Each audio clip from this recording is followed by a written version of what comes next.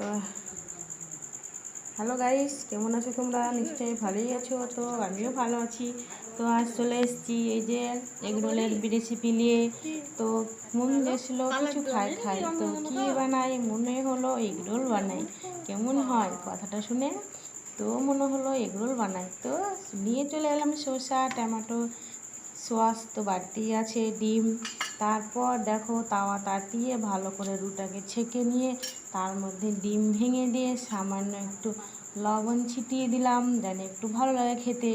তো আজকে আমি বাড়িতে এগরোল বানাইছি, সেইটাই তোমাদের সঙ্গে শেয়ার করছি বন্ধুরা। তো তোমরা আমার ভিডিও নিশ্চয়ই দেখো, তো কমেন্ট কেন করছো না? সাবস্ক্রাইবার করো, ভিডিওটা অনেক অনেক যেন ভালো লাগে তোমাদেরকে। অবশ্যই তোমরা দেখবে ভিডিওটা। তারপর বলছি, একটা গল্পই বলছি তোমাদেরকে, ঠিক আছে? গল্পটা হচ্ছে কি, একটা মেয়ের তিনটে ছেলে।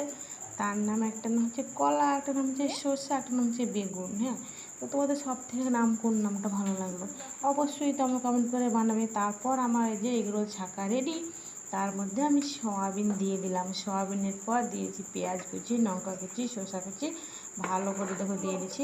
তোমরা দোকানে খেলে তো এতটা দেয় না, তা আমি বাড়িতে করছি, অনেকটা দিলাম। এই দেখো, তারপর দিচ্ছি টমেটো সস। কী বলবো, দোকানদার পাচাক করে প্যাকেট টিপবে আর ঘর ঘর করে ঢেলে দিবে। আমার তো বাড়িতেই সস আছে, তাই না? আমার তো সসের দোকান আছে না, আমার সস ফ্যাক্টরিতে বানাই, বাড়িতে আছে।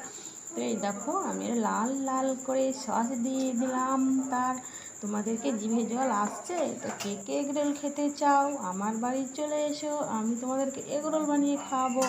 সত্যি বলছি, তুমি যদি আমার সাথে কমেন্ট করো, লাইক করো, আমাকে কমেন্টে বলো এগরোল খাবো, ঠিক আছে?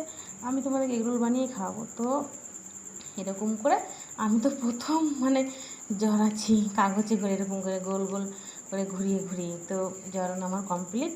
তো এগ রোলটা দেখো কত সুন্দর লাগছে দেখতে, ভাল লাগছে, মুখে জল আসছে নিশ্চয়ই।